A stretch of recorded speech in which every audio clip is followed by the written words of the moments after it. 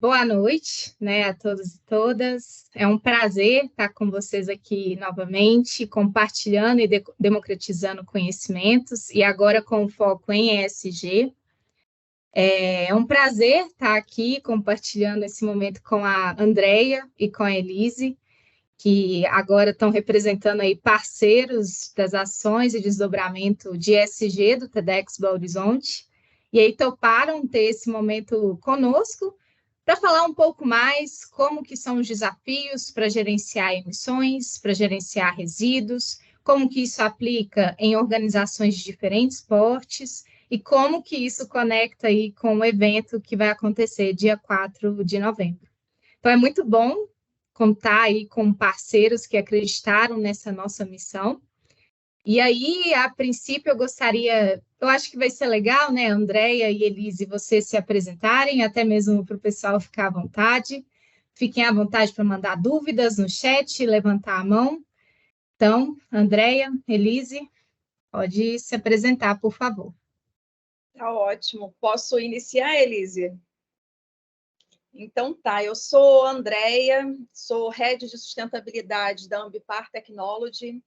Eu já atuo na área de mudanças climáticas já tem pelo menos 17 anos, né? Eu fui consultora de inventário de gases de efeito estufa, já fui auditora líder em inventário também, verificação de inventário de gases de efeito estufa, já atuei fazendo auditoria em muitas empresas aí do Brasil, já atuei com a parte de RenovaBio, Bom Sucro, 14001, enfim, gestão ambiental de empresas, né? Eu já atuo já há muitos anos, e eu vim agora para poder somar, já estou aí na Ambipar Technology, tenho um prazer enorme, né?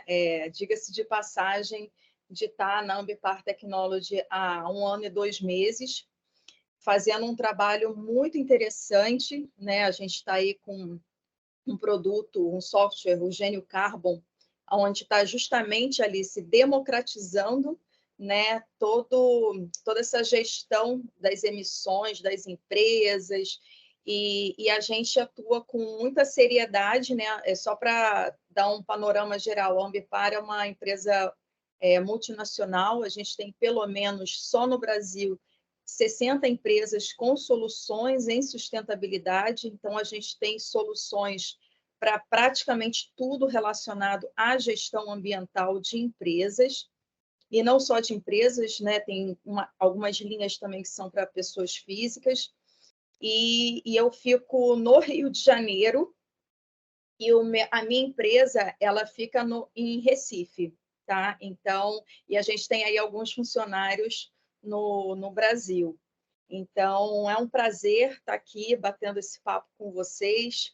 E só para conhecer um pouquinho mais, né, eu sou bióloga de formação, fiz mestrado em engenharia ambiental na UERJ, e onde hoje a gente está atuando num projeto muito grande na área de mudanças climáticas também com a UERJ. Tenho pós-graduação em gestão ambiental, MBA em construção sustentável, e sou a mãe do Gabriel, de 9 anos. Então, é um prazer estar aqui batendo esse papo com vocês, que eu sei que vai ser, com certeza, maravilhoso.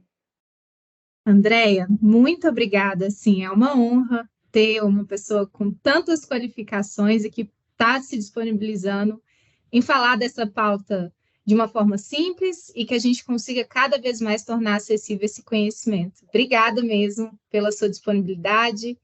E eu passo a palavra agora para a Elise se apresentar e a gente começa aí o nosso bate-papo oficialmente. Muito obrigada, Alice. Primeiro, agradecer o convite, né? Um prazer para mim estar aqui para participar da discussão com você, com a Andréia, que, né, você eu já conheço, sei que está nessa área e tem contato e conhecimento de sobre, e a Andréia agora também já super interessada em ter essa conversa com ela para aprender bastante. Bom, eu trabalho na Deuter, que é a ONG responsável pela implementação do projeto do Plastic IQ no Brasil. Eu estou lá há 1 ano e 6 meses. Vou explicar mais para frente também um pouco mais detalhado qual que é a relação, como que funciona o projeto, mas minha formação é em economia, tenho pós-graduação em gestão de projetos e estou terminando meu mestrado sustentabilidade. E minha experiência anterior era em gestão de projetos, e agora estou entrando nesse âmbito mais especificamente de projetos ambientais, né, com foco em sustentabilidade. E acho que é isso, assim, vai ser um prazer estar nessa conversa com vocês, e espero que a gente possa trocar bastante conhecimento e que eu possa aprender muito também. Muito obrigada, Elise. É uma honra ter você aqui conosco. E vamos aí, né? Vai ser bem legal a dinâmica que você vai conduzir. Vai ser um momento também de todos os participantes aqui tomarem decisões, né, em relação a resíduos e como aplicar isso no dia a dia. Muito obrigada mesmo por ter aceitado o convite. Obrigada a você pelo convite.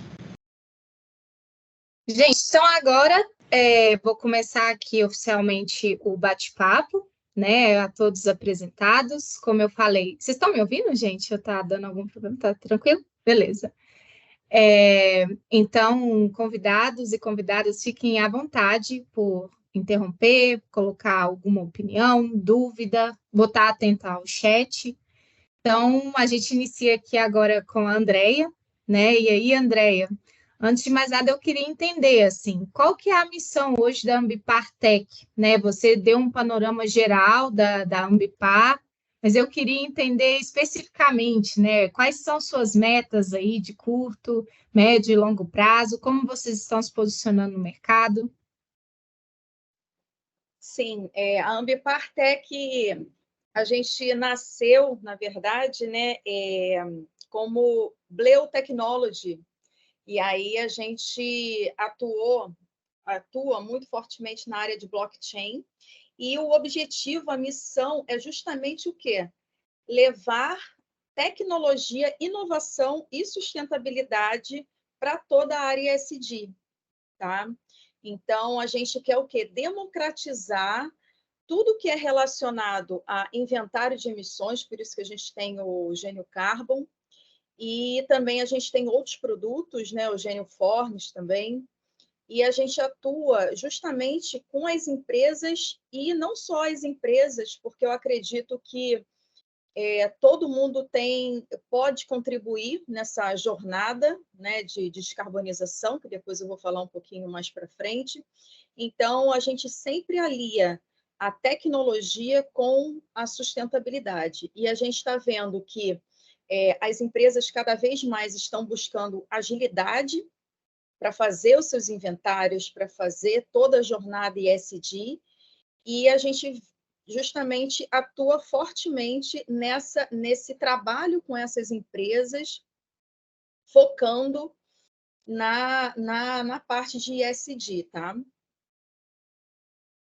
Legal, legal. É curioso, né, Andréia? Porque eu estou entendendo que a gente está juntando tecnologia, inovação, SG, e com o objetivo final aí de simplificar, né? Que às vezes é colocado uma temática distante e que a gente não consegue acessar, e eu vejo que a Ambipar Tech está vindo muito forte com essa questão, né? E aí, diante disso, eu queria entender como o Gênio Carbon, né, você citou, pode ajudar as empresas aí a fazer o inventário dessas emissões, como que facilita esse gerenciamento? Sim, é importante saber que cada empresa ela está como é que eu vou dizer, numa fase diferente, né? Tem as empresas que já fazem o inventário há muitos anos, verificam o inventário de terceira parte por terceira parte, né, pelo GHG Protocol, Programa Brasileiro GHG Protocol, que aí você tem 3 tipos de selo, né, selo ouro, prata e bronze, e o selo ouro justamente é a verificação desse inventário.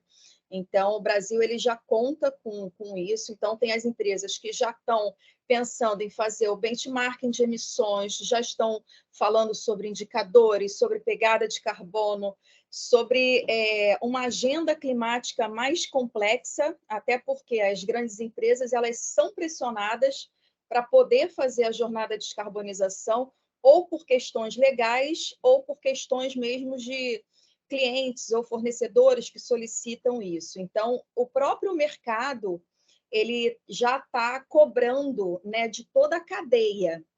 Então, a gente vê desde o mais simples das empresas que, às vezes, fazem em planilha de Excel o inventário, né? Então, já fui em muitas empresas fazer a verificação de inventário, onde a gente chegava na empresa e aí a empresa tinha uma planilha de Excel para poder gerenciar todos os dados daquela empresa. Então, para a gente fazer o inventário, né, é só para explicar um pouco o contexto, o que é um inventário, né? O inventário é o quê? É o levantamento de todas as emissões daquela determinada empresa. Então, você tem uma norma específica para você desenvolver esse inventário. Você tem escopo 1, que são as emissões diretas da empresa. Um exemplo são carros, né, da própria empresa. Tudo que a empresa tem controle operacional é escopo 1, o que ela pode mudar. Então, por exemplo, eu tenho uma frota na minha empresa, ou então eu tenho uma fonte de gás e eu posso substituir. Então, isso é escopo 1. Escopo 2 é relacionado à energia, qualquer tipo de energia, energia térmica, energia hidrelétrica, energia solar. Então, todo o escopo 2 é relacionado à parte de energia, que são as emissões indiretas, e também escopo 3, que é relacionado a todos os seus prestadores de serviço, né? Toda a cadeia que envolve aquela empresa. Então, só que o escopo 3 tem um problema, que é você gerenciar as emissões do escopo 3. A gente faz o levantamento no Gênio Carbon, inclusive a gente tem também um módulo especificamente de escopo 3, que é de gerenciamento um pouco mais complexo, né? Por você não ter o controle daquelas emissões, então você precisa engajar o seu escopo 3, né, as empresas que atuam com você no escopo 3, para poder fazer um levantamento mais assertivo. Tá? Então, a gente vê que as empresas estão fazendo, estão nessa jornada, estão buscando fazer esse inventário, só que agora o mercado ele vai começar a ser regulado. Então, a gente vê, só antecipando um pouco, né? A gente já está vendo que em alguns estados é obrigatório fazer o inventário. Por exemplo, aqui no Rio de Janeiro, é obrigatório, por licença de operação, você, em alguns segmentos específicos, você não só fazer o inventário e enviar para o órgão ambiental, mas também fazer a verificação desse inventário para o órgão ambiental e ainda fazer um plano de mitigação. Então, já está tendo, né, essa exigência legal de alguns estados. Por exemplo, o Paraná tem o selo Clima Paraná, na CETESB também você tem uma diretiva específica de alguns segmentos. Então, você está vendo que todo o mercado está se mobilizando para poder fazer esse inventário. Tá? Então, nessa jornada, o que eu acredito é que as empresas estão se mobilizando, porém, eu acredito na disseminação e democratização da elaboração do inventário. Por quê?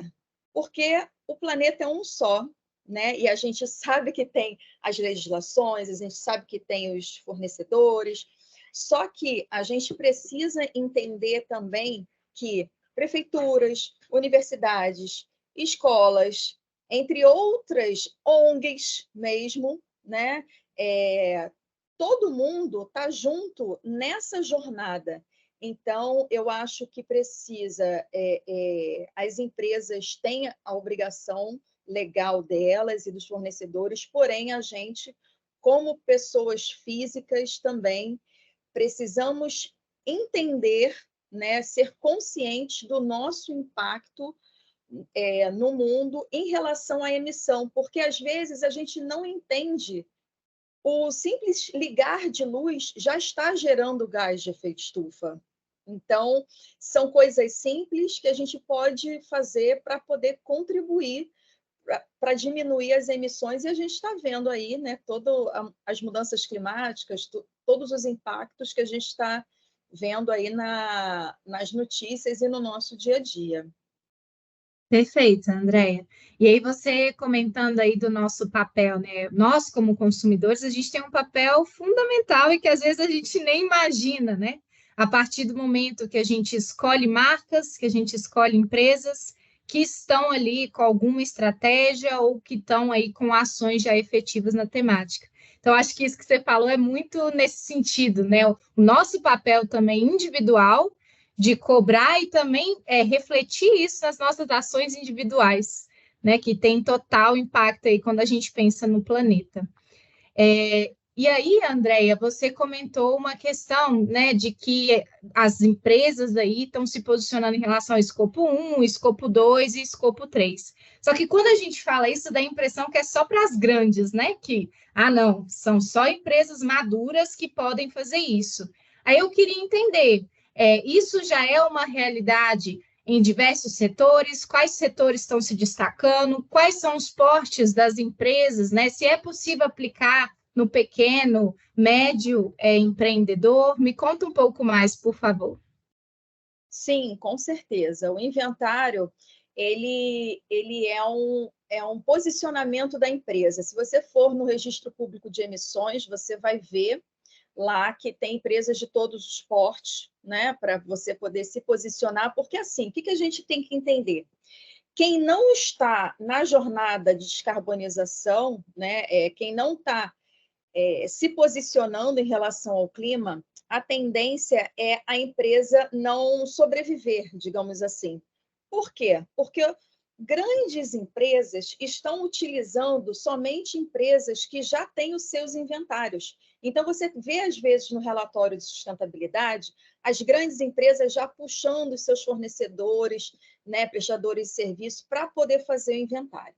Então, a gente está vendo uma questão global para o inventário, tá? Então, só para vocês entenderem o contexto, o Brasil ele tem uma meta de descarbonização, né? Uma meta até 2030 e até 2050 para fazer a diminuição das emissões, né? E essa meta deve até aumentar, no caso, né? No caso, diminuir as emissões que a gente está vendo aí nas notícias. E assim, todas as empresas elas precisam fazer esse posicionamento climático que a gente diz, né? Senão não vão sobreviver, porque a gente precisa cumprir essa meta brasileira e a gente precisa mapear essas emissões para poder cumprir essas metas. E a gente está prestes, né, Alice, a ter o mercado regulado de carbono, aonde eu estou participando de algumas reuniões do CEBED, onde eles estão fazendo toda a revisão, né, toda a parte técnica junto com as empresas brasileiras, e isso daí, tomara que seja aprovado até a COP. Então, a gente está aí com o mercado regulado de carbono, aonde vai ter um teto de emissões, tá? E as empresas que emitirem acima desse teto, elas vão precisar reportar essas emissões. E aí também fazer toda a parte de compensação também, o que elas não conseguirem diminuir, né, mitigar, elas vão precisar compensar e remover, né? No caso, assim, o mundo ideal seria o quê? Que a empresa, o que eu acredito, tá? Fazer o inventário e compensar não é mais o suficiente, tá? Isso daí já passou. Isso daí foi no passado, onde a empresa fazia o diagnóstico, que é o inventário, e depois compensava. Hoje em dia já não. Hoje você tem que fazer o posicionamento que você, dentro da sua fonte, tá? Vou dar alguns processos produtivos que são extremamente impactantes. Siderúrgicas, cimenteiras, indústrias de vidro, estações de tratamento de efluentes, a parte de logística também, né, de frota, então também é muito emissor. Então, a gente tem os setores que são intensivos em carbono. Então, a gente já está vendo que algumas empresas elas já têm por obrigação legal inventariar essas emissões. Então, agora, a tendência é o quê? É esse mercado ser regulado, onde tomara que seja aprovado até a COP28, porém a gente não tem essa certeza. E a União Europeia também está exigindo, né, junto com o CBAM, que é um mecanismo de taxação de carbonos para a União Europeia, de alguns setores específicos. Então, a União Europeia ela já está exigindo isso dos produtos que estão indo para lá. Então, se você não cumprir determinadas normas, né, digamos assim, legislações, você não consegue permanecer no mercado. Tá? Então, não sei se eu consegui responder a sua pergunta, Alice, sobre os setores e quem está sendo efetivamente exigido. E a gente também vê, tá, os estados onde não é obrigatório você ter o inventário, reportar para o órgão ambiental, você já está vendo várias empresas que já estão fazendo o seu inventário de forma totalmente voluntária. Então, isso que é interessante a gente poder ver. Por quê? Porque quando a gente reporta todas as ações de sustentabilidade, por exemplo, dentro do seu relatório de sustentabilidade, você tem esse posicionamento, você precisa ter algo relacionado a emissões. Então, hoje você tem alguns questionários específicos para a parte de emissões, onde as empresas efetivamente estão fazendo todo o planejamento de descarbonização e exigindo de toda a cadeia, né, de valor da empresa algumas questões relacionadas ao posicionamento climático.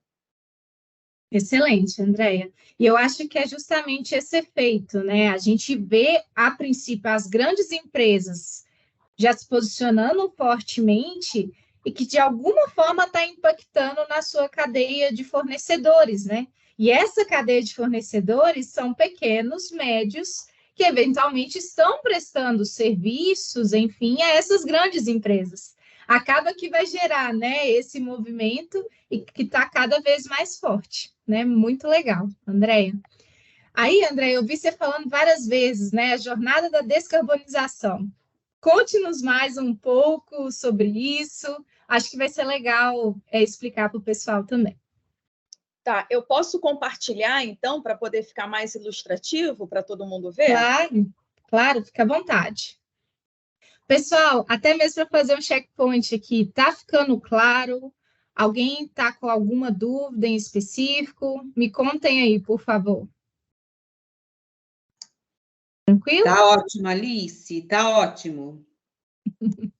Então tá, gente. Todos me escutam? Sim. Tá ótimo. Então, aqui eu vou mostrar um pouquinho, só uma breve introdução sobre o Grupo Ambipar, tá? Que a gente está aí presente em 7 continentes, em 39 países, com mais de 15 mil funcionários.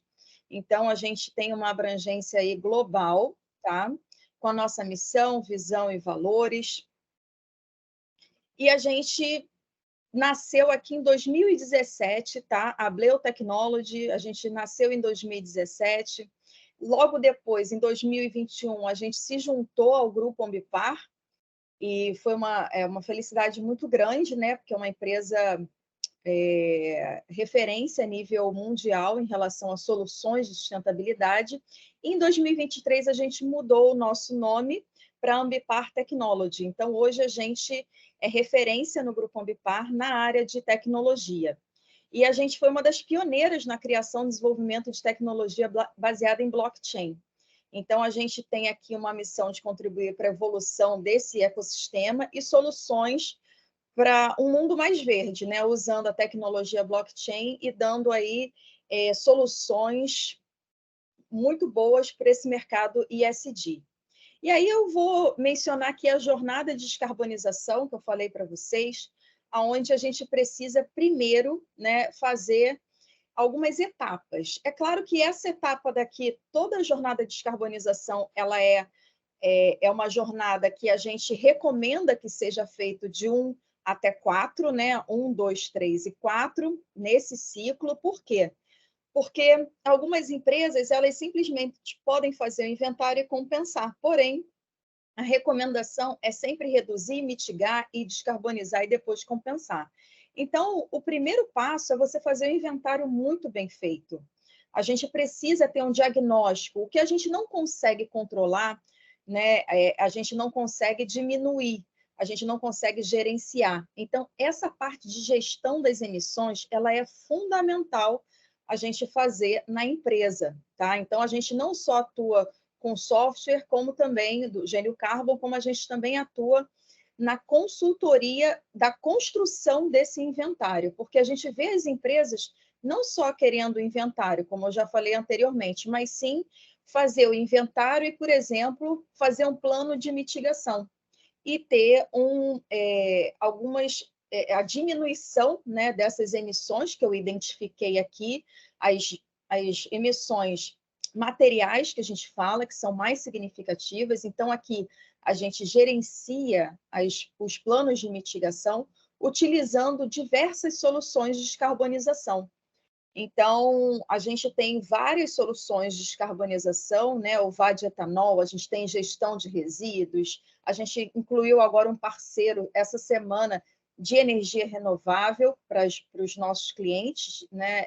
Para oferecer energia renovável, para diminuir o escopo 2 dos clientes. Então, a gente está com todas as soluções de descarbonização do Grupo Ambipar e fora também, e a gente atua muito fortemente para construir essa jornada junto com as empresas, e não só empresas, como qualquer instituição onde a gente tenha, por exemplo, parceria, porque a gente está vendo que o mercado está trabalhando muito com parcerias, né?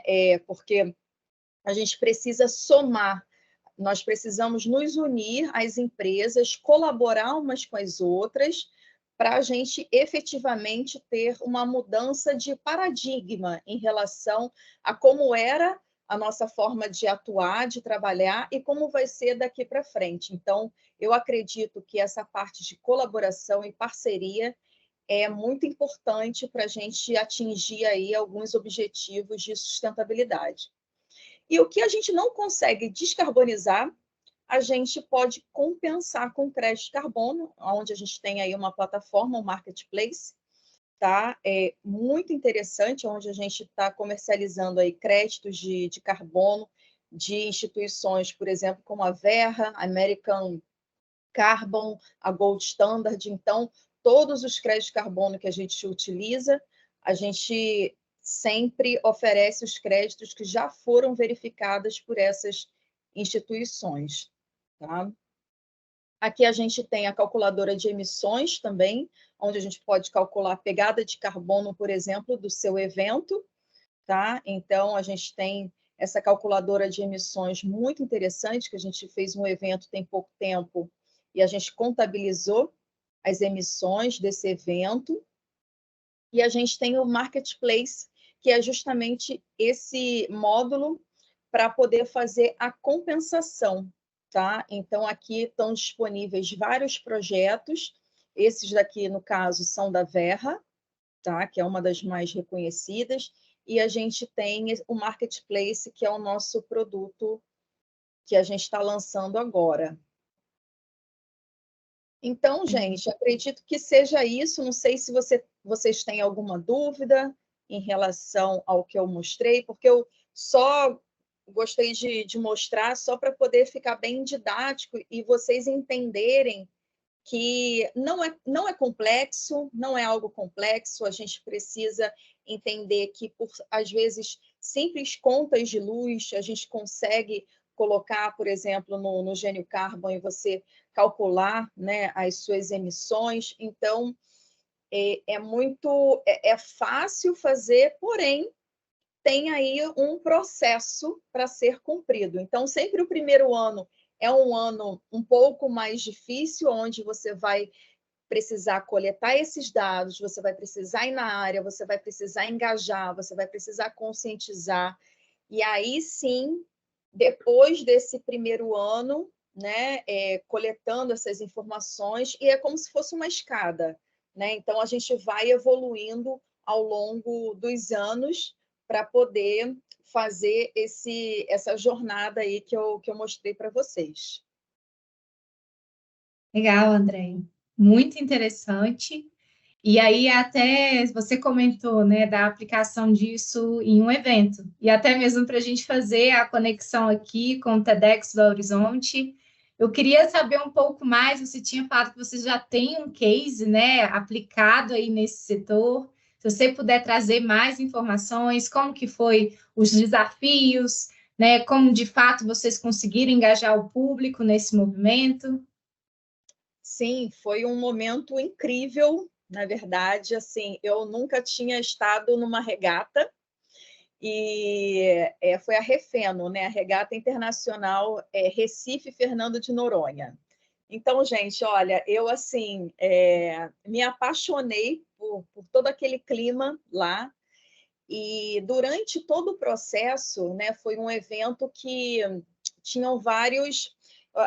Era simplesmente uma ida, né, dos barcos de Recife, onde saiu ali próximo do Marco Zero, até Noronha. Então, tiveram várias categorias de barco, etc, etc. E esses barcos, eles tinham energia solar, né? E era muito interessante. Então, todo mundo perguntava, poxa, mas por que vocês vão fazer a pegada de carbono, né, desse evento? Porque, na verdade, na teoria, são barcos que não poluem, entre aspas, né? Mas tiveram vários subeventos, né? E a gente, às vezes, não imagina quais são as possíveis fontes daquele determinado evento. Então, desmistificando um pouco, né?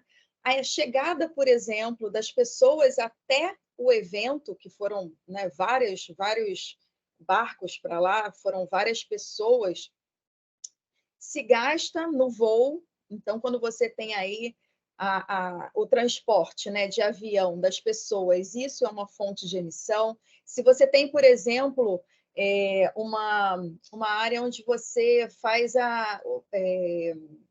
refrigera bebidas, você também tem essa emissão, né, de fluido de refrigeração. Você tem ar-condicionado também, que é uma emissão. Você tem gestão de resíduos. Você tem o efluente que gera, porque determinados tipos de efluente, quando você faz uma digestão, por exemplo, anaeróbia, né, que é com a ausência de oxigênio, você tem a emissão daqueles gases de efeito estufa. Você tem também a parte de alimentos, né? Porque os alimentos, eles têm também a pegada de carbono deles. E às vezes a gente se esquece que o alimento que chega até o evento também tem uma pegada de carbono. Por exemplo, se você leva carne, né? Você imagina o quanto que aquilo não emite, né? Com todos os problemas da cadeia toda, da rastreabilidade da carne. Então, a gente tem várias fontes de emissão nos eventos, e que a gente, às vezes, não tem noção do que é. A própria energia elétrica também é uma fonte de emissão. Então, foi muito interessante. Por quê? Porque a gente fez o levantamento dessas emissões de gases de efeito estufa, e a gente fez a compensação também, né? Então, com o nosso marketplace aí, com os créditos de carbono. Então, assim, a gente não conseguiu ainda diminuir, né? Porém, no primeiro ano, a gente pelo menos conseguiu aí fazer um grande trabalho, onde envolveu a organização do evento, até porque a gente precisava pegar muitas informações relacionadas ao evento em si. Então, a gente atuou diretamente com a organização do evento, e a gente está vendo também, tá, Alice, muitas empresas querendo fazer a pegada de carbono dos seus eventos. Por quê?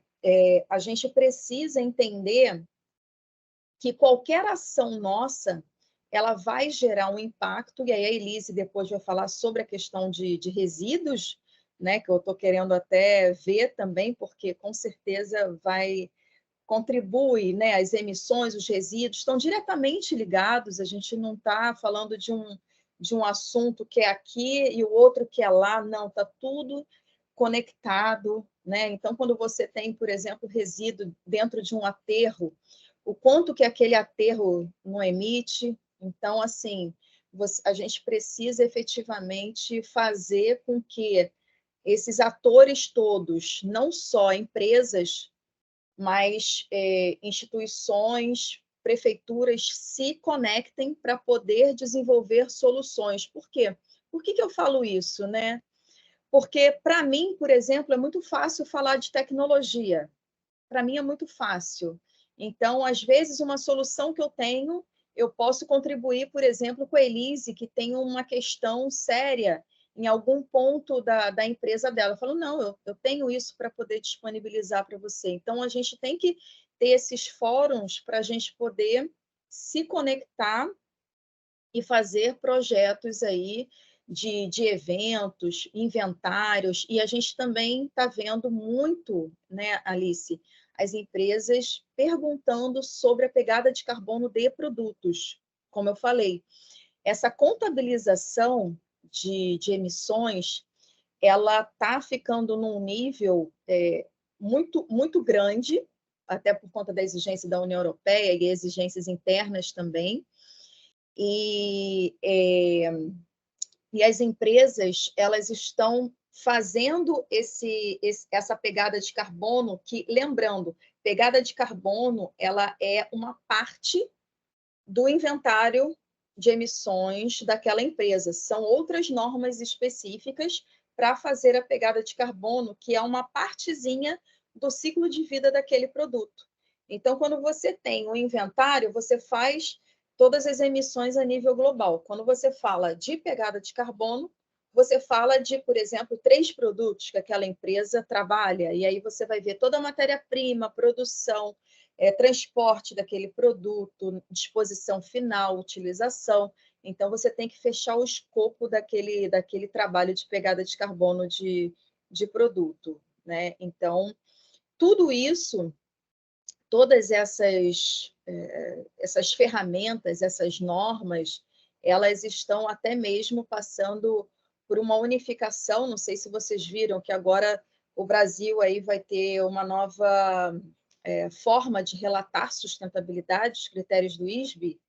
Então, tudo isso ele está se tornando uma questão global, né, que agora vai ter essa nova norma, que eu não sei se é ano que vem que vai ter efetivamente essa implementação. Então, a gente está vendo que não tem jeito, né, que globalmente essa questão de emissões ela vai precisar ser vista, e quem sabe no futuro, o que eu acredito é que nos próprios produtos onde a gente recebe na nossa casa já tenham a pegada, né, de carbono daquele produto, né, o que aquele produto fez para contribuir, né, isso no mundo ideal, né, lá na frente, isso há alguns anos, mas isso daí é algo que a gente já está vendo, inclusive, em grandes guias e boas práticas da ONU. Então, a gente vê alguns guias que estão uniformizando todas as informações de sustentabilidade dos produtos a nível global, e isso daí, com o tempo, vai virar, com certeza, uma norma, e a gente está vendo isso a nível de ISO também, né? Então, as ISOs, elas estão... As ISOs que eu digo, as normas, né? Os padrões, e aqui no Brasil a gente tem a BNT, né? Que eu, inclusive, já atuei na BNT, na área de rotulagem ecológica. Então, é muito importante a gente ter essa visão de normas globais, mas também ter a visão de sociedade e ter a visão individual nesse posicionamento climático. Perfeito, André. E seu comentário assim conecta diretamente com os desafios, né, de ESG do TEDx Belo Horizonte. Ano passado, né, a gente iniciou a área e você falou uma coisa muito importante. É o momento de coletar dados, de entender a realidade, para que a gente consiga, de fato, entender quais são as metas, né, que a gente vai ter aí a médio e longo prazo. E a gente está passando justamente nesse momento, né? E por isso que a gente optou aí por fazer essa parceria com a Gênio Carbon, para que a gente justamente tenha essa rastreabilidade de quais são as nossas emissões. E um outro ponto, o engajamento, né? É uma coisa que a gente está passando por esse momento na nossa equipe, a nossa equipe está aqui, Nayara, Samuel, nesse sentido. A gente, a princípio, precisa engajar os voluntários entender a importância de práticas que vão reduzir essas emissões, a gente precisa engajar o nosso público. O que a gente fez esse ano, a gente conseguiu incluir um ingresso carbono neutro, para também já ir gerando essa conscientização, né? E as pessoas estão aderindo. Hoje mesmo eu acompanhei e algumas pessoas toparam esse desafio, então foi bem interessante. E também o envolvimento dos nossos parceiros, tanto que a gente está nos posicionando quanto à compensação voluntária, né? A gente está fazendo essas movimentações para democratizar o assunto, para que ano que vem seja uma premissa, fornecedores aí que já tenham boas práticas e parceiros, né, associados à ESG. Então, eu acho que a sua fala foi extremamente precisa, porque você traduziu os desafios, né, que o TEDx Belo Horizonte, como área ESG, está passando, mas que faz parte. É uma jornada, né, literalmente, que você comentou. E contar aí com vocês vai ser fundamental para que a gente seja efetiva aí, tanto nas nossas ações futuras, né, até porque o TEDx Belo Horizonte está em plena expansão aí, principalmente de público. Então, Andréia, obrigada pela sua fala. Não sei se você quer fazer uma fala final, porque agora a gente vai ter uns 10 minutinhos para dúvidas, né, caso tenha, mas fique à vontade aí para concluir, fazer alguma consideração. Não, tá ótimo. Eu me sinto muito feliz de estar aqui, podendo compartilhar o pouco que eu sei, né? Eu atuo também muito na área de educação. Eu acredito que todo esse engajamento, Alice, ele parte de conscientização, de educação e de saber aonde que a gente vai atuar para poder diminuir esses impactos. Então, quem é consciente faz a diferença. Então, a educação é fundamental, o engajamento é fundamental, né? Em todos os níveis, é importante a gente saber que também todos os níveis eles precisam ser engajados, porque muitas soluções de diminuição de emissões vêm do chão de fábrica, tá? Não vem, às vezes, do CEO ou do dono da empresa ou da diretoria. Então, todos eles precisam saber, ter consciência, e eu fico à disposição de todos para poder tirar dúvidas e também deixar o meu contato aí depois para quem precisar, para poder conversar um pouco mais sobre as estratégias de descarbonização, e eu fico à disposição para perguntas, tá? Muito obrigada a todos.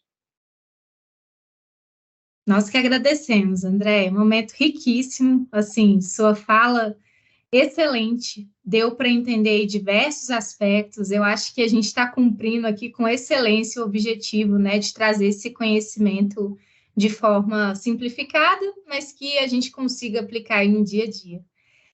Pessoal, alguém gostaria de tirar alguma dúvida, fazer o comentário? Esse momento é para vocês. Vai lá, Elise, fique à vontade. Desculpa já começar, né, gente? Mas, André, eu fiquei com uma dúvida, né? Querendo entender mais. Achei muito interessante a questão que você trouxe da legislação, porque na área de resíduos, né, a legislação ela é nacional, aqui que rege, mas a aplicabilidade dela, né, a implementação, o enforcement é muito regional, assim, dependendo dos estados. Você até citou o estado do Rio de Janeiro, né?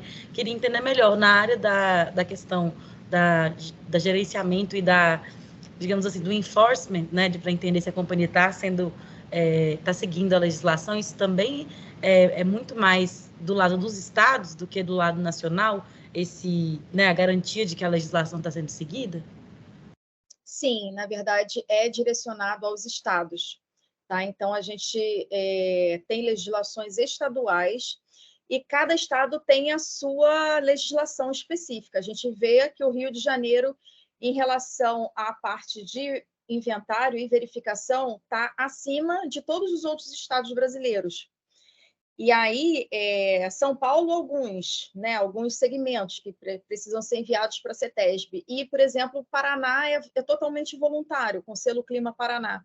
Então, a gente não tem uma legislação ainda.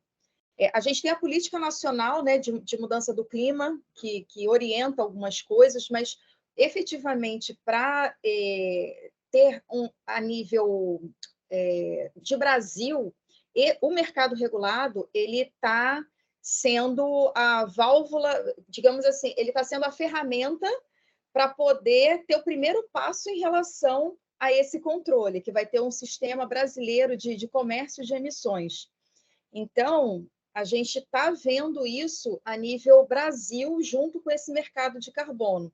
Agora, a nível estadual, realmente, tem alguns que têm, outros que não, até mesmo Recife também tem alguns segmentos que precisam fazer o inventário. E aí teria que ver, porque, por exemplo, você tem, inclusive, eu fiz, né, Elise, uma auditoria numa empresa aqui do Rio de Janeiro, que era de extração de tratamento de efluente. E a primeira coisa que eu faço é o quê? Ver a licença de operação daquela empresa, né? E aí eu cheguei e falei assim, bom, vamos ver aqui quais são as possíveis fontes que possam estar esquecidas naquele inventário. E eu fui direto na licença de operação e naquela empresa estava a obrigatoriedade de inventariar o escopo 3, né? Coisa que a gente não vê isso. Porém, naquela empresa específica, naquele segmento, o órgão ambiental exigiu a verificação do escopo 3. Então, a gente vê que não é algo assim uniforme, né? E justamente o mercado regulado de carbono, eu acho que é um primeiro passo, não é a bala de prata, tá? Não o mercado, ele vai demorar ainda para poder se adequar, as empresas vão demorar a se adequar, determinadas empresas. Por exemplo, o agro ficou de fora, né, nesse primeiro momento desse mercado regulado. E aí, só para vocês entenderem, tem o mercado regulado e o mercado voluntário. A gente hoje tem o mercado voluntário de carbono no Brasil. As empresas, elas compram crédito, né, fazem essa comercialização a nível voluntário. Porém, esse mercado regulado, ele vai regularizar, né, ele vai ter uma exigência legal para aquelas empresas diminuírem as suas emissões. Então, a gente vê um primeiro passo, porém, é algo que vai demorar ainda algum tempo até isso se estabelecer e virar efetivamente algo não só para inglês ver, né, mas realmente algo que diminua, que faça efetivamente a descarbonização das empresas, entendeu, Elise? Muito legal. Obrigada. Obrigada a você. Samuel? Boa noite, pessoal. André, primeiramente agradecer, né? Faço parte aí do time de ESG e é uma honra enorme para a gente ter uma empresa do tamanho da Ambipar, para a gente poder falar que está somando com a gente quanto parceiro. Então, só agradecer mesmo pela disponibilidade. E a minha dúvida é, quando você fala sobre o engajamento e a participação de todos os níveis da sociedade nessa pauta da descarbonização, né? Você acha que falta, assim, eu vejo que essa temática já está muito presente na rotina das empresas, né? Está chegando agora nos eventos, mas quando você desce para a sociedade civil, né? Para o brasileiro comum, ainda é um assunto um pouco desconhecido, pouco falado. E a minha dúvida é assim, você acha que isso é uma falha principalmente do Estado ou as empresas também falham nesse sentido? E você enxerga que até o consumidor final, ele ter essa questão da pegada de carbono como um critério de compra, ou pelo menos que isso seja algo que pese na decisão dele ali, até que isso aconteça, esse movimento de chegar na sociedade civil, nos consumidores, você acha que isso que o Brasil, né? A gente está próximo disso, a gente está distante, e o que né, desses players, assim, né? Pensando em empresas, governos, instituições da sociedade civil, onde você acha que está a principal falha, assim, para fazer isso chegar na população e, né, nas pessoas que, inclusive, nas atitudes delas, nas decisões de compra, nas decisões de locomoção, enfim, elas também geram esse impacto, ou podem ajudar a mitigar esse impacto, né?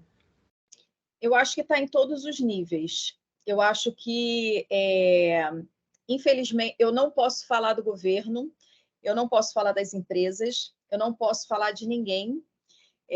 Eu acho que está em todos os níveis. A gente precisa entender que a gente está vivendo um período, né, de uma crise global, digamos Sim. assim. A gente está vendo o aumento do valor dos produtos no mercado, a gente está vendo, enfim, todas as situações globais que eu não vou falar aqui, né, que todo mundo já sabe o que está acontecendo. Inclusive, as mudanças climáticas estão, sim, encarecendo o preço dos nossos alimentos. Por quê? Porque as culturas, elas estão modificando, elas não são mais a mesma do que 10 anos atrás.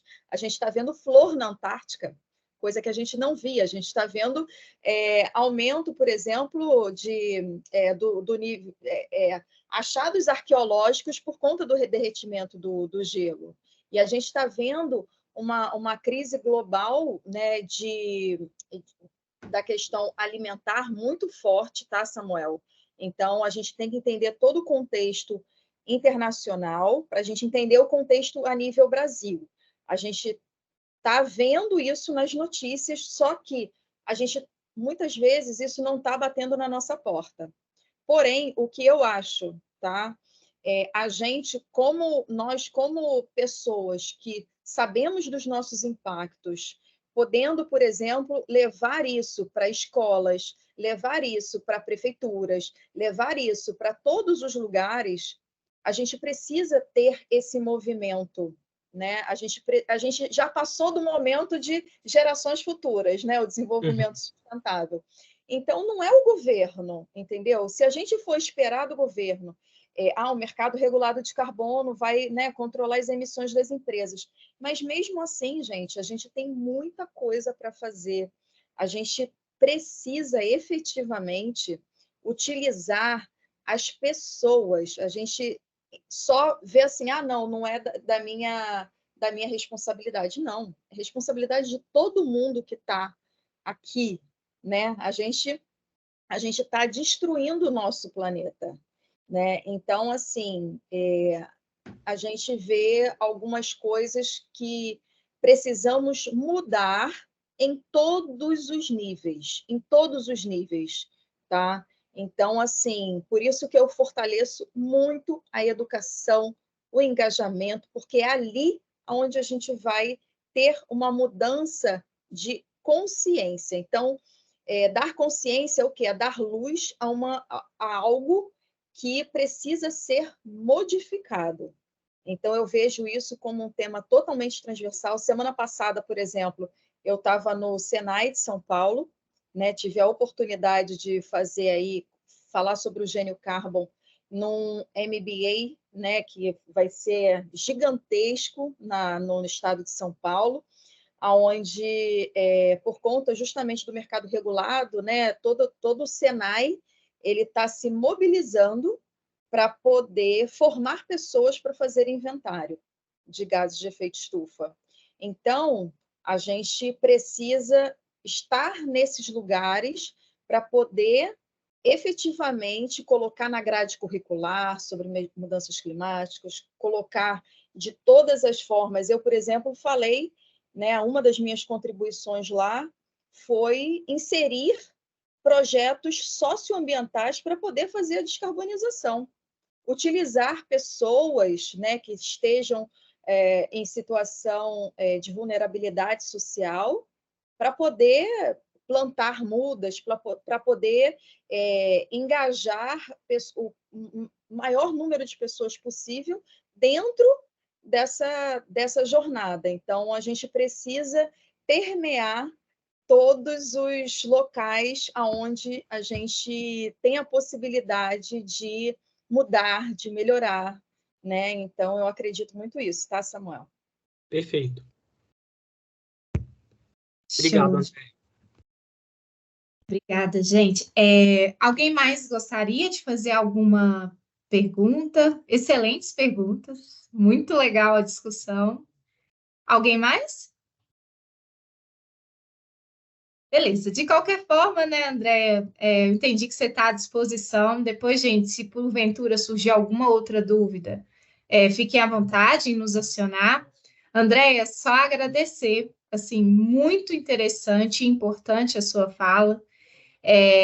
Eu desejo que você continue aqui, porque agora a gente vai trocar a temática, né? A gente vai passar para a parte de resíduos, mas vamos ficar até o final, vai ser legal para a gente tirar uma fotinha e depois também a gente divulgar aí nas nossas redes sociais.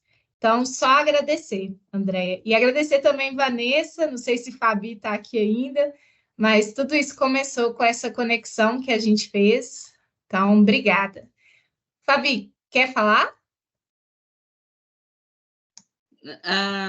Alice, obrigado por esse momento maravilhoso. Andréia sempre maravilhosa, explicando sempre tudo. Eu tenho isso no dia a dia, tá? Morram de inveja. Mentira, brincando. Bom, gente, e agradeço a presença de todos e continuamos aí nessa jornada de descarbonização aí, que a gente não tem, como a Andréia fala sempre, né? A gente não tem planeta B. Vamos continuar no A. Tá bom, gente? Um abração para vocês. Vou continuar aqui para ver a Elise. Obrigada, Fabi. Gente, não sei se você sabe, mas tudo começou com Fabi e ela está aqui, né? Então, é uma honra ver aí que os nossos parceiros estão realmente juntos e aí se mobilizando para fazer tudo isso acontecer. Então tá, gente. Vou passar agora a palavra para a Elise. Elise, a gente vai seguir o bate-papo aqui, então fique à vontade. Eu queria também que você explicasse um pouco mais sobre a missão do Plastic IQ, falar qual o legado, qual que é o objetivo de vocês. Nos conte um pouco mais, por favor. Legal, muito obrigada, Alice. Só reverberar também, que foi super, assim, foi um prazer escutar as falas da Andréia.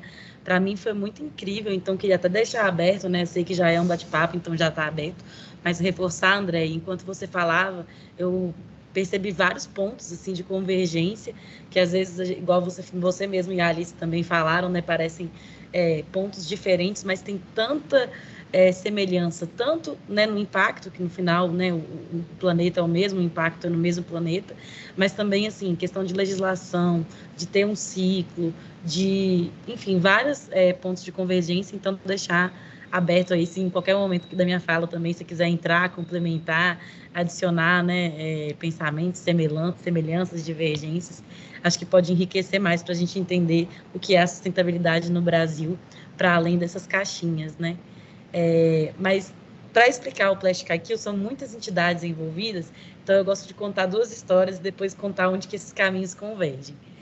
Primeiro, da Delterra. A Delterra ela começou como um braço dentro da McKinsey, né, da McKinsey & Co., que é uma das principais firmas de consultoria.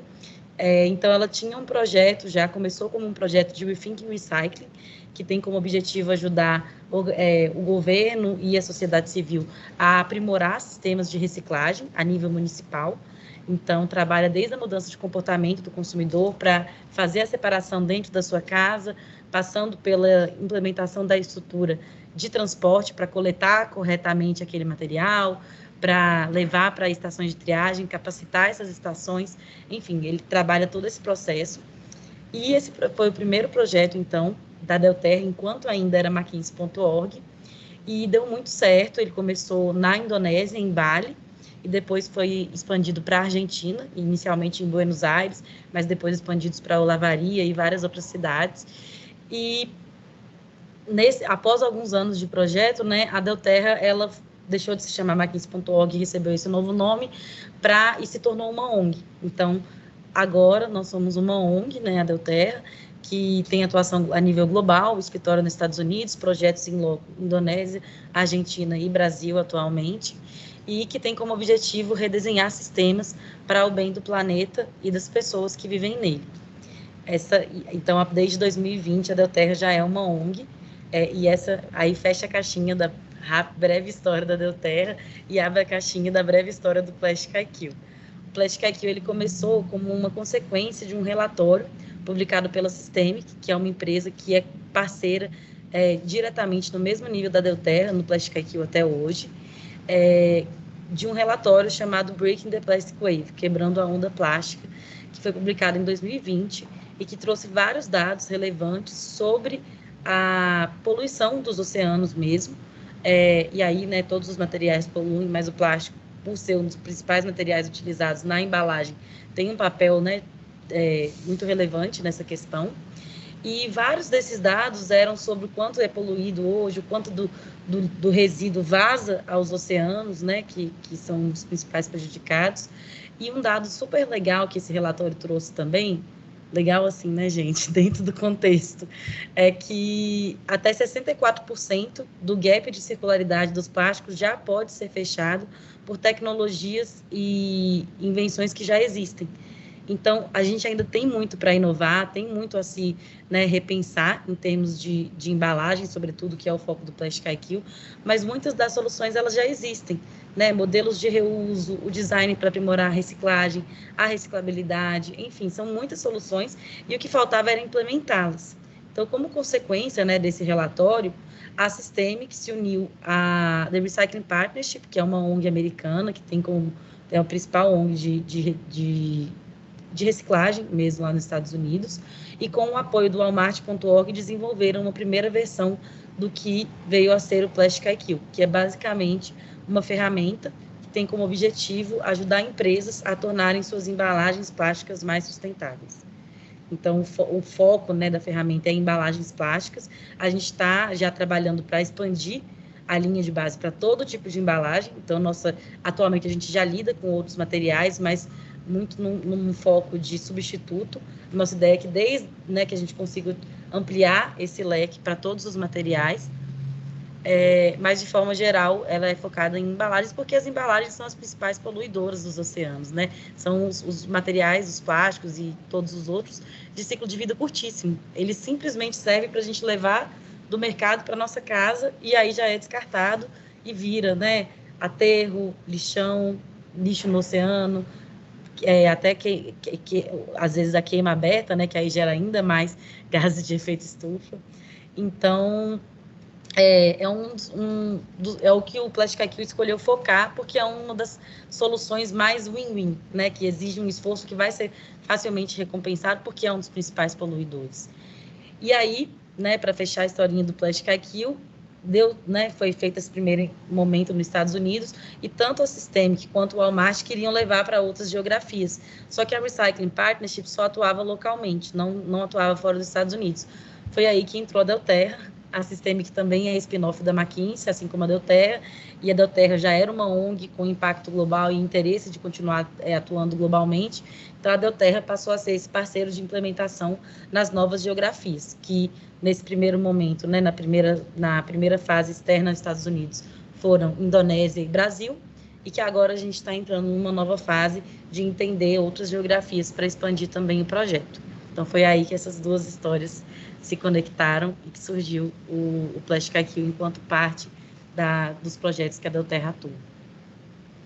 Sensacional, Elise. E, novamente, né, mais uma ferramenta aí que está ajudando a tornar acessível, né, temáticas fundamentais como essa questão do gerenciamento de embalagens.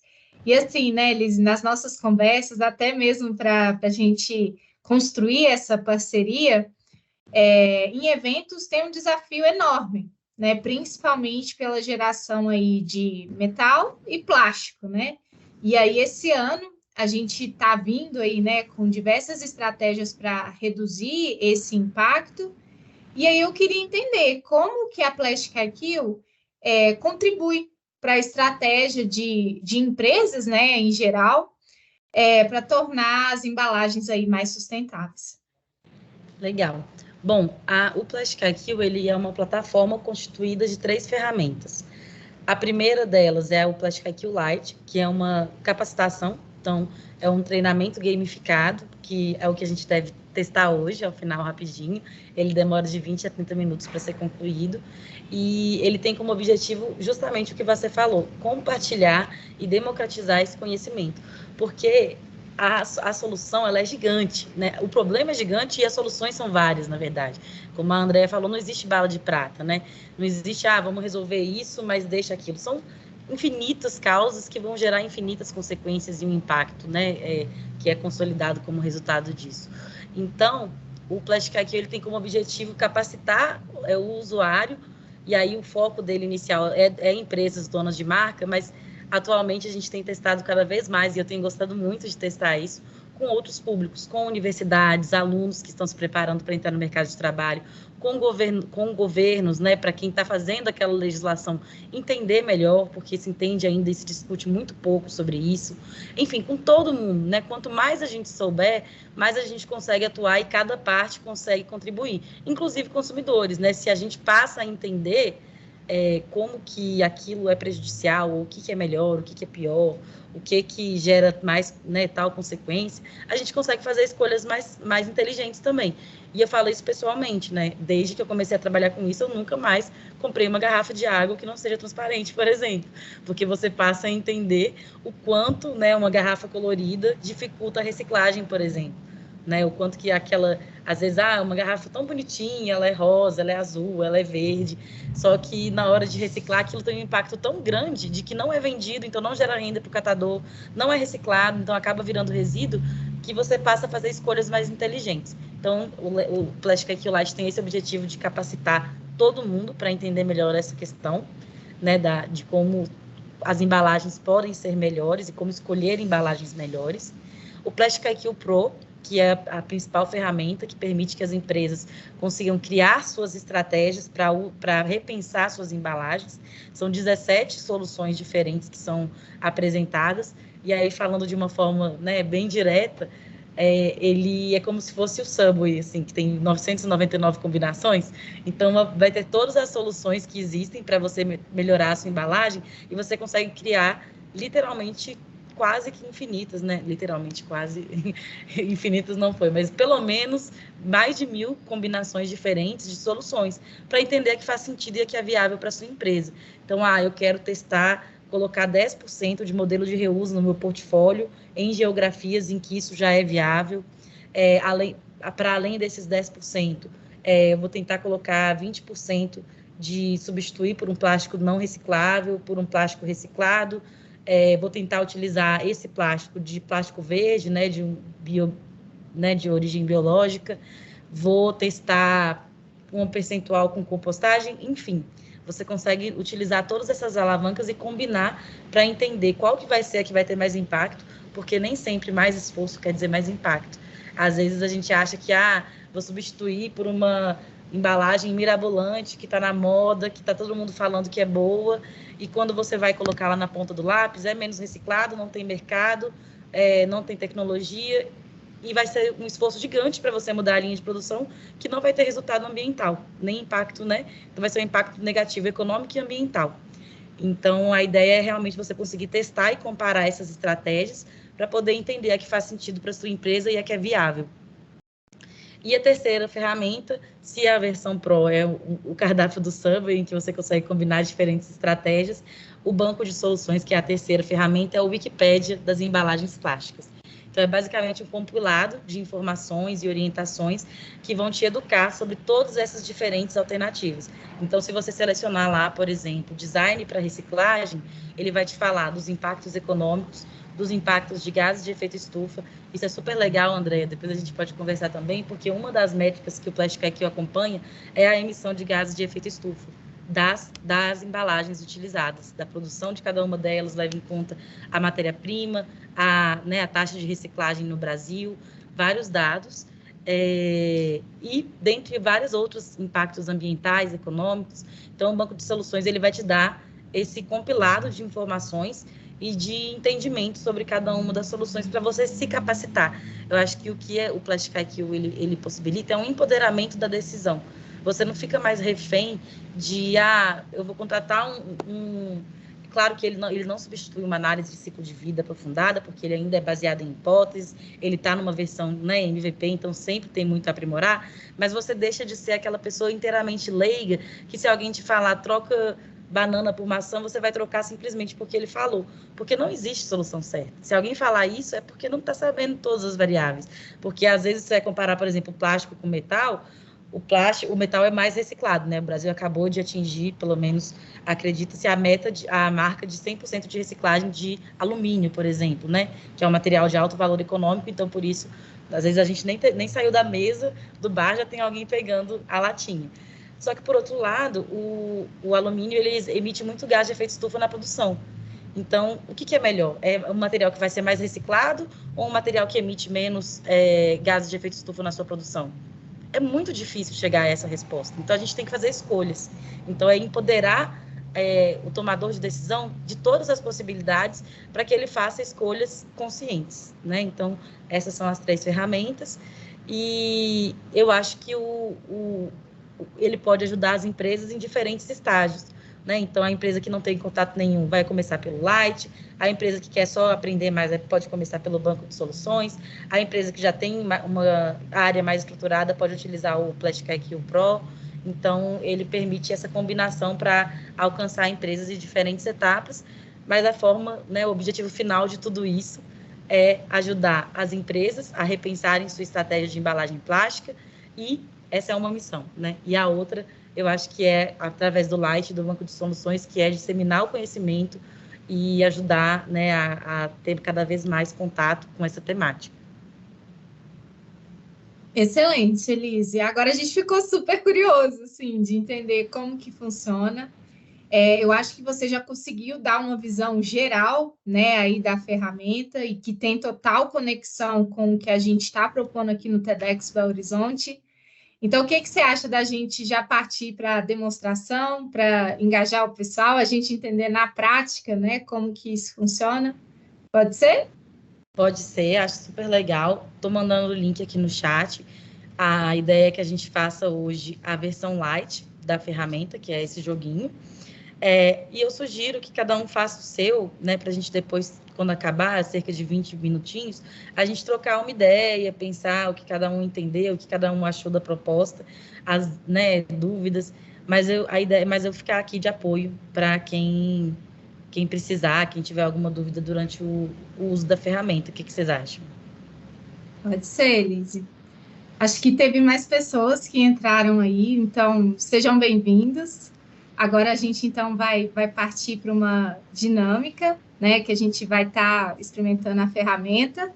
Então, Elise, é para a gente acessar de forma individual. A gente vai ter 20 minutinhos, né, pelo que eu estou entendendo. Isso. E a gente retorna. É isso. É isso. E aí, qualquer dúvida, eu vou ficar aqui acompanhando para, né, esclarecer.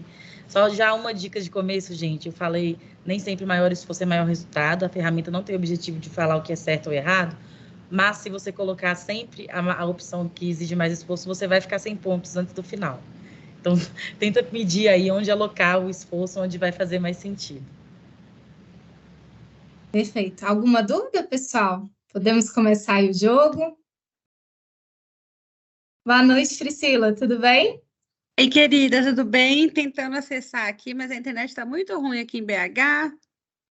Ixi, seja super bem-vinda, Priscila. Chegou na hora Obrigada, certa. querida. Que bom, então. Prazer, pessoal, tudo bem? Prazer, Elise. Prazer, Priscila, bem-vinda. Prazer, bem-vinda, viu?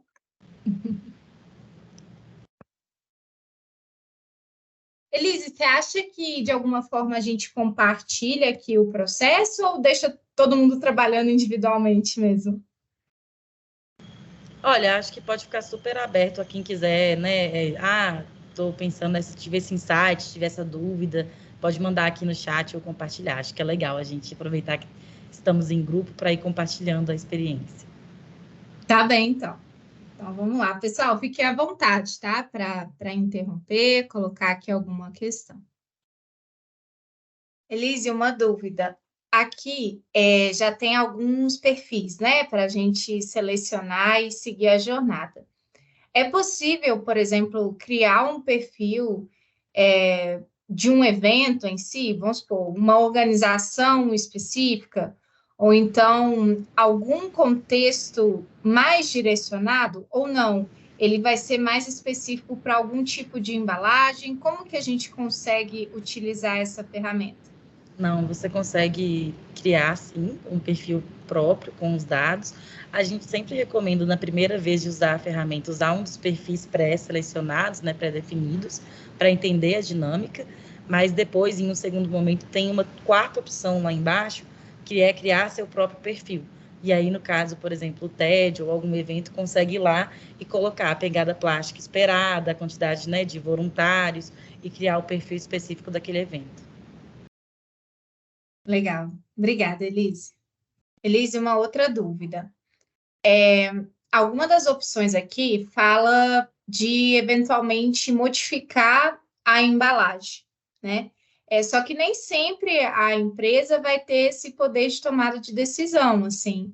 Como que seria numa situação real essa questão de influenciar na embalagem? Como que seria aplicado?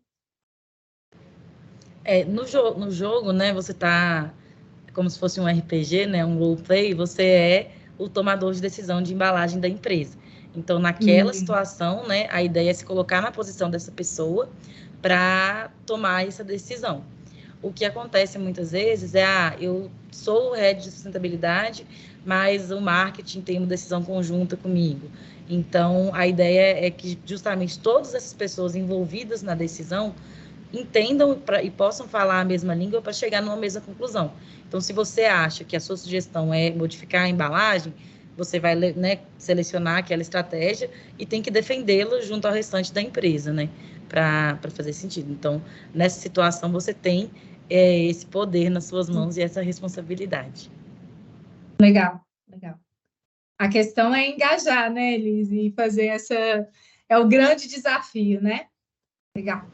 Com certeza, por isso que é super legal, né, e a gente tem testado fazer isso, colocar essas outras áreas para usar o jogo, que às vezes o marketing vai falar, não, vamos colorir isso aqui, mas talvez tendo pelo menos usado o jogo, ele consegue entender a consequência daquela decisão, que às vezes nem passa pela cabeça deles, né? Exato. E sempre pensando também no impacto financeiro, né, que vai ser, infelizmente ou felizmente, o principal fator aí para seguir ou não uma decisão, né? Com certeza.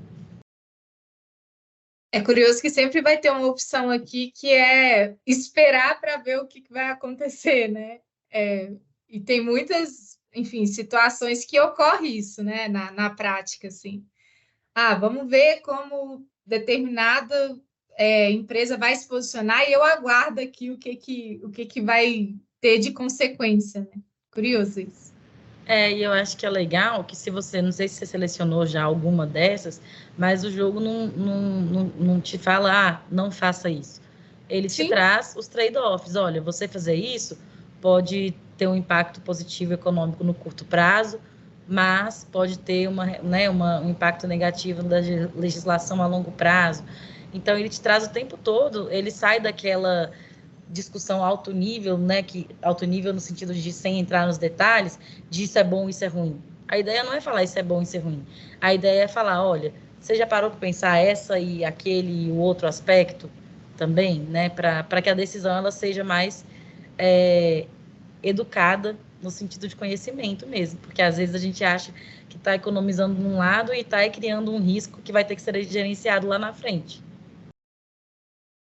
Perfeito. É o tempo todo uma tomada de decisão de risco e oportunidade, né? A curto, médio e longo prazo. No final das contas, é esse, né? O esquema do jogo. Legal. Não, é muito legal, porque eu estou vendo aqui, por exemplo, porque impacta tudo, né? A parte de marketing, impacta a conscientização do consumidor, porque, de repente, você pode, por exemplo, utilizar um refil, né? Então, hoje em dia, isso no Brasil não é muito usado, né? E a gente precisa mudar isso, porque lá fora já está, né? O refil está anos-luz à frente do nosso país. E aí você tem que tomar a decisão daquela ação, né, que você está promovendo ali para poder fazer aquela melhoria do produto, e você impacta em tudo, porque você impacta marketing, você impacta conscientização, você impacta processos tecnológicos também que você vai utilizar para você fazer uma mudança de produto, você tem que fazer uma mudança estrutural na sua empresa, né? E isso requer muitos recursos, né? E se por um acaso o consumidor ele não estiver engajado o suficiente com aquela causa, não vê a importância dessa modificação de embalagem e simplesmente não abraçar a ideia e não comprar o seu produto. Então, é um risco muito grande também. Interessantíssimo, incrível esse jogo, gente. Muito bom. Estou pensando aqui agora. Ah, que legal.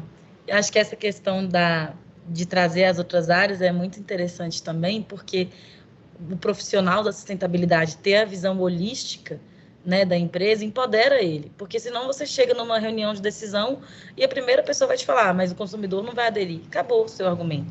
Se você pensa isso de forma antecipada, já envolve a equipe de marketing, vamos fazer uma pesquisa, talvez o consumidor de uma região esteja mais aberto a isso, a gente começa lá, né? Então, você ter esse conhecimento, estar preparado para envolver as outras áreas, em vez de bater de frente, te empodera e te capacita a conseguir levar para frente decisões importantes, né? O refil mesmo, igual você falou, Andréia, todas as maiores empresas que produzem alimentos, bebidas, estão tentando resolver.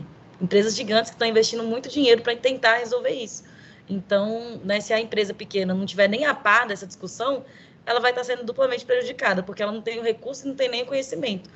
Ao passo que, se ela tiver esse conhecimento, ela pode já criar como um grande diferencial dela e sair na frente das empresas maiores, que vão ter que mexer muito mais em infraestrutura do que você, por exemplo.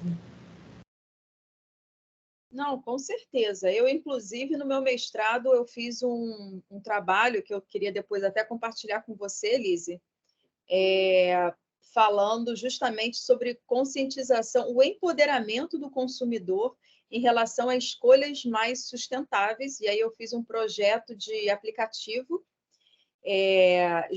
com referência em um guia de boas práticas da ONU, né? Um guia de informações de sustentabilidade a nível global, por isso que eu comentei com você, e falava sobre a questão da decomposição de materiais, a questão da embalagem, falava sobre pegada de carbono, né, daquele produto, onde que era fabricado, onde era distribuído. Então, assim, todos os temas que são relevantes para levar o consumidor a fazer uma escolha mais consciente de, por exemplo, você não comprar produtos que são fabricados fora do Brasil, mas sim favorecer a economia local, né? Você, por exemplo, ter produtos que você produz próximo da sua casa para diminuir a pegada. Então, assim, tornar o consumidor consciente é extremamente importante.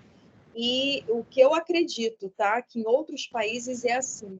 A gente não sabe o poder que o consumidor tem quando está na prateleira e vai comprar ou não determinado produto. A gente tem a possibilidade de acabar com uma empresa pelo simples fato de não comprar determinado produto. E isso daí, porque tem todo um sistema dentro da empresa para receber todas as reclamações, todas as sugestões, né? Ainda mais empresas que têm certificações, enfim.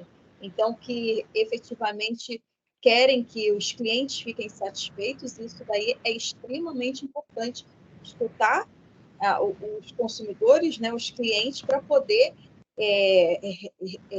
fazer uma ressignificação, né, um redesign, né, que fala, né,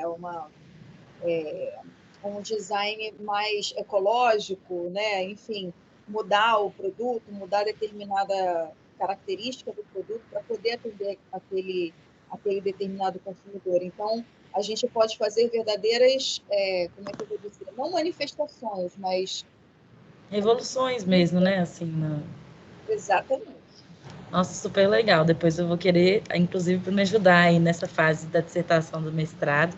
E acho que, enquanto você falava, o que me veio à mente, que acho que, né, uma forma de exemplificar isso muito clara, é a questão dos canudinhos plásticos, por exemplo. Não foi por legislação, não foi por questão econômica, foi simplesmente uma mobilização generalizada dos consumidores, que hoje em dia a gente conseguiu banir praticamente canudo plástico. Qualquer canudo, quando tem lá, a legislação veio depois, tudo veio depois, começou com a pressão do consumidor.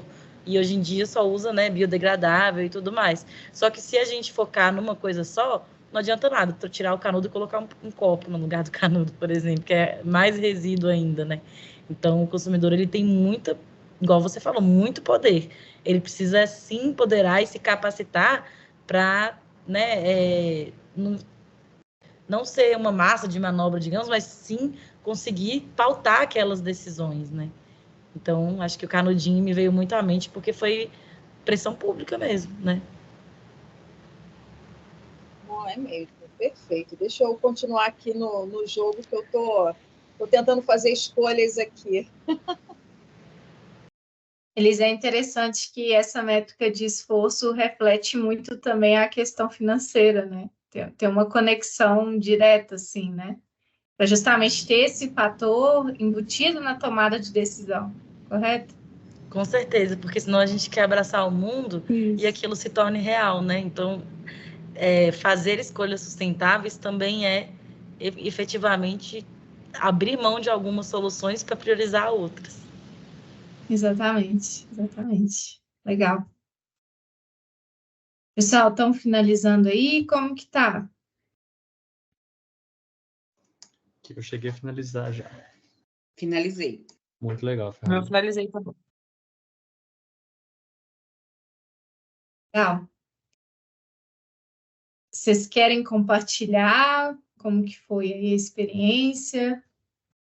Se fez sentido? Se tem alguma aplicação no dia a dia?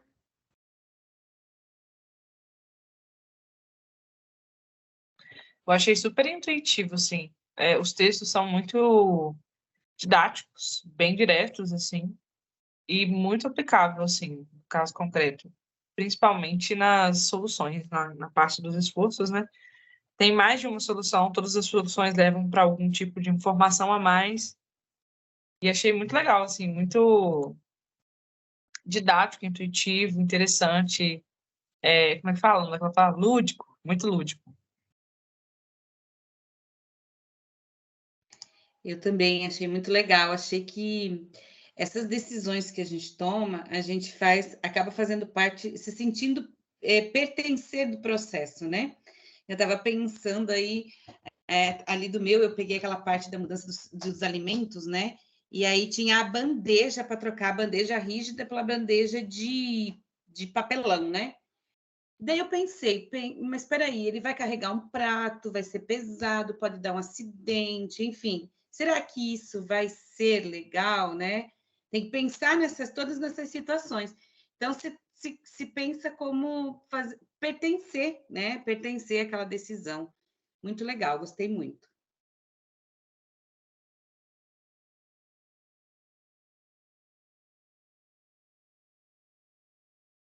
E só para contribuir também, Elise, claro que a gente tem que pensar no ciclo de vida do produto, né? Isso que vocês abordaram, e eu só queria compartilhar que é muito interessante, porque a gente tem a análise do ciclo de vida do produto, que é um estudo que é complexo, né?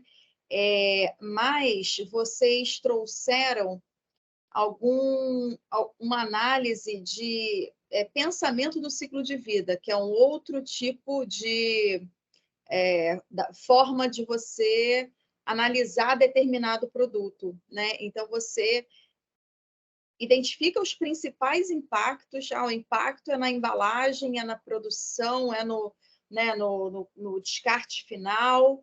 Então, você identifica quais são esses principais impactos e coloca isso para o decisor, né, poder escolher qual é a forma mais consciente. Então, isso é muito utilizado. Eu queria parabenizar aí vocês por essa iniciativa, que eu gostei muito, e eu acho que a gente vai ter muito que conversar ainda sobre isso, Elise, porque realmente é fácil, é intuitivo, é legal, você vê aquilo na prática, né? E você consegue ter uma visão global quando você vai efetivamente executar um projeto que vai gerar custo, que vai ter um esforço específico, né? Então, aquela numeração de esforço é bem interessante, que é o percentual de esforço que você vai ter para determinada ação, e que a gente vê isso na prática, porque quando a gente vai falar, por exemplo, com a equipe de engenharia para refazer determinado processo, o quanto que é difícil você fazer aprovação de custo, e você conseguindo escutar todas as áreas, né, e engajar, isso daí é uma ferramenta bem interessante. Parabéns aí para vocês. Que bom, pessoal. Fico feliz que vocês tenham curtido a experiência, esse era um dos objetivos mesmo, que não fosse algo maçante, porque é um tema que já é muita informação, né? E acho que um dos principais objetivos também é justamente esse, Andréia, é entender que sustentabilidade não é... Porque ainda tem, né, assim, principalmente para quem é leigo no assunto, aquela visão de que, é uma coisa muito, sustentabilidade, vamos ser verdes. Não é, é uma necessidade, é um imperativo do meio ambiente, da sociedade, da legislação, do mercado, que também está cada vez cobrando dos consumidores, de todos, e tem soluções e implicações muito práticas. Então, tira a sustentabilidade daquela coisa quase que subjetiva demais, para ser algo muito objetivo e incluído dentro da estratégia da empresa. Acho que isso é um dos objetivos, assim, e pelo que vocês falaram, acredito que pelo menos parece ter sido atingido, assim, fico muito feliz. E também, né, qualquer outro feedback, gente, feedback de melhoria, eu sei que tem algumas questões de português, por exemplo, que a gente já está fazendo uma outra revisão, podem compartilhar, porque é um MVP, então a ideia é sempre aprimorar.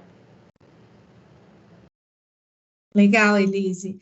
E a gente sempre fala, né, ESG sozinho não faz nada. No final das contas, ESG vai estar ali integrando todas as áreas para um objetivo maior, né, que são as metas que as organizações assumem. Então, é muito legal, porque ficou nítido isso, né?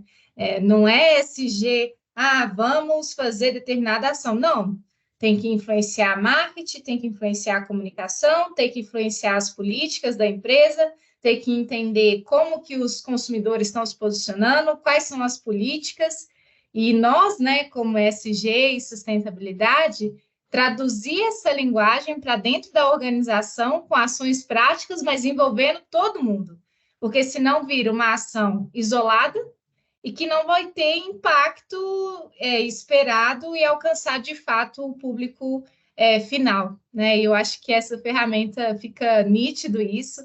É um desafio, né, a área de ESG e sustentabilidade, e nós aqui como profissionais da área ou interessados da área, é importante, né, ter essa consciência de que a gente é interdependente, é uma área integradora, é uma área que precisa influenciar, que precisa tomar decisões, se posicionar, e por isso aí que profissionais desse setor precisam ter diversas habilidades para conseguir concretizar aí ações efetivas, né? Muito legal, Elise.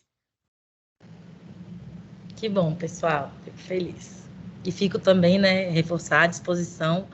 Eu e a Andréia já vamos marcar uma conversa, né, Andréia? Mas todos os outros, quem tiver interesse em saber mais ou tiver algo para contribuir, para, né, compartilhar, só de escutar a Andréia eu já aprendi muito, então tenho certeza que cada um com o seu conhecimento, né, a gente, como a Alice falou, integra, então estou super aberta aí também para aprender com vocês. Vai ser um prazer. Legal. Excelente, Elise. Elise, assim, eu queria saber se você tem mais alguma consideração a ser feita. Fique à vontade para concluir sua fala. Daí eu vou passar para o pessoal e a gente finaliza aí com chave de ouro esse momento que foi incrível, assim, na minha percepção, valeu muito a pena. Que bom. Não, acho que para fechar, só fazer esse link com o TED mesmo, que para a gente, para mim pessoalmente, está sendo uma experiência muito legal testar isso para eventos. Eu acho que tem um fit e uma oportunidade muito interessante. E até outro ponto que eu identifiquei com a fala do André, que são estágios, são etapas, né? Então, esse ano a gente quer capacitar a equipe interna de ESG, a equipe do TED, para no ano que vem, talvez, conseguir capacitar os fornecedores e influenciar de alguma forma nessa escolha dos fornecedores, para no futuro, já, né, assim, qual que seria, o que a gente pode vislumbrar em um futuro, né, quando a gente chegar lá, escolher fornecedores que tenham ou que já estejam implementando essas estratégias ou que estejam comprometidos a implementá-las, né? assim como o varejista também, né, também quer engajar seus fornecedores, a ideia é que os eventos também possam fazer isso, que o TED BH possa fazer isso e capacitar aqueles que ainda não estão lá para conseguir chegar, porque a pegada plástica do evento ela é grande e quanto mais a gente conseguir diminuir ela, sem estar restrito só a reduzir o evento, mas a estar capacitando empresas que vão implementar aquela estratégia em toda a sua atuação, é uma forma de, né, de extrapolar o impacto desse evento, né, em muitos e muitos anos e em muitos outros âmbitos. Então, estou super animada com essa parceria e super grata aí pela oportunidade também e pelo espaço. Legal, Elise. É um mega desafio, né, Elise? Igual, esse ano a gente estruturou a política de compras sustentáveis, a gente sabe que não pode já chegar exigindo, ó, ninguém entra aqui se não tiver isso. Pelo contrário, né, é uma jornada de engajamento, sensibilização, e eu vejo, né, que eventos como o TEDx Belo Horizonte ou outros eventos têm um poder de qualificar, de fazer pequenas e médias empresas ganhar maturidade em ESG. Foi interessante a Nayara aí da nossa equipe estar conduzindo esse processo, né, para a gente fazer um diagnóstico dos nossos fornecedores. E a maioria deles são pequenos e médios. Então, a partir do momento que a gente coloca esse questionamento, faz eles demonstrar evidências, né, de práticas, e já deixa explícito que a partir do ano que vem, né, cada vez mais as regras e, enfim, exigências vão ser maiores, a gente está cumprindo também, né, o papel como organização de influenciar a cadeia de fornecedores que estão vinculadas aí, e pequenos e médios. Né, e eu acho que isso é o legal. E é o core do TED, né? Ideias que valem a pena ser espalhadas e compartilhadas. Exato, exato. Nayara, você quer compartilhar alguma coisa dessa experiência com os fornecedores? Eu acho que é legal também, né, trazer esse olhar que você está passando aí. Sim, tem sido bem interessante, assim, a gente fez um mapeamento, né, dos nossos fornecedores na nossa trajetória desde o início das nossas ativações até o evento principal, e é como a Alice falou, realmente, são pequenos empreendedores, né, grande maioria aí é MEI, ME, estão no desenvolvimento de crescimento da empresa, e apesar de já enfrentar algumas dificuldades em relação à própria estruturação da empresa em si, essas pessoas vêm, entendem a necessidade já de poder participar, nem que seja minimamente, assim, com algum tipo de preocupação que envolva o ESG em si, a questão da sustentabilidade mesmo. O nosso formulário mesmo contemplava todos os eixos, né, do ESG, tanto ambiental quanto social e governança também. A gente poder alinhar entre os propósitos, né, acima de tudo os propósitos enquanto TEDx, né, e da parte deles também, que é muito importante fazer esse tipo de triagem, né, entre muitas aspas, assim, mas poder fazer esse mapeamento, essa rastreabilidade de todos os nossos fornecedores, e tem sido bem legal, assim. Muitos ainda estão respondendo o nosso formulário, alguns já responderam, e tem sido um resultado bem interessante, que ainda que algumas empresas não tenham exatamente alguns envolvimentos, principalmente com a questão ambiental, eles se mostram bastante interessados em verificar como que eles podem integralizar o serviço, a prestação de serviço deles a essas temáticas, né, que são tão importantes. Excelente, né? É quase uma provocação ali, né? Eles vão falar assim, opa, TEDx Belo Horizonte está fazendo eu preencher isso daqui, deixa eu ver, né? Sim. Ah, mas eu não tenho. Nossa, mas olha que interessante, né? E aí gera esse movimento aí, fruto dessa nossa iniciativa, né? Obrigada, Nayara. Pessoal, alguma dúvida? Algum ponto que vocês gostariam de esclarecer? Aproveitar a presença da Andréia, da Elise.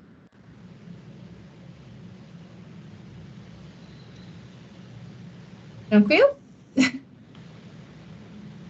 Então tá, gente. Assim, se vocês... eu gostaria de ouvir, não sei, as pessoas aí, o que acharam do evento, até mesmo para a gente estar em uma melhoria contínua do que a gente está fazendo. A Nayara aí está compartilhando o link, né? Então, fique à vontade também para colocar comentários, sugestões. Mas me falem aí, de modo geral, o que acharam.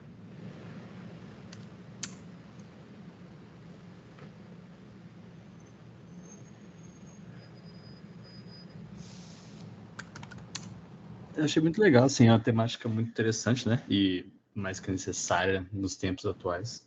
E eu fiquei bem feliz de ter esse encontro antes, até do próprio evento principal. Acho que serve até como uma linha de largada, né? Para já aquecer os motores pro que vai vir aí pela frente. Mas eu achei bem legal aí a contribuição de vocês. Obrigada, Bernardo. Fico feliz demais, assim, de ouvir esse feedback. Muito bom. Mais alguém, gente? Eu queria agradecer, né, as meninas, assim, o conteúdo foi riquíssimo, riquíssimo, assim. Eu particularmente estou no caminho, estou aprendendo muita coisa e esse treinamento em si com elas passou bastante o panorama, né, de como que as coisas funcionam em relação ao gerenciamento, né, de emissões, resíduos. E foi muito legal, está sendo muito legal, enriquecedora essa parceria. E vou convidar também, deixar o convite para todo mundo que estiver presente, acessar o link, deixar essa avaliação para nós aí, em relação ao evento, para a gente poder tanto aprimorar quanto ouvir, né, vocês em relação às sugestões que vocês têm para as nossas próximas ativações. Também deixar o convite para todo mundo que estiver no grupo de estar presente no dia 4, né? Está chegando o evento, a gente está muito feliz com isso. Muito feliz com as parcerias, porque estão influenciando diretamente, assim, no impacto que o ESG está buscando, impacto positivo, né? Tem sido muito legal. Então é isso. Muito obrigada, André. Obrigada, Elise. Obrigada a vocês. Legal. Gente, então, mais uma vez, obrigada, Andréia, obrigada, Elise, obrigada a todos e todas que dedicaram aí um tempinho para a gente compartilhar essas ideias e, enfim, conhecimentos incríveis, né? Agradecer por acreditar aí nessa parceria, nessa jornada para a gente implementar com sucesso o nosso plano de ação ESG. Gente, muito obrigada. Sucesso para nós. Dia 4 a gente está super animados. Quem não puder ir, a gente vai estar transmitindo ao vivo. Então, tem muita novidade ainda. Em breve a gente lança o nosso relatório de sustentabilidade. Então, vai ter muita coisa aí acontecendo. Obrigada aí, gente. Uma ótima noite.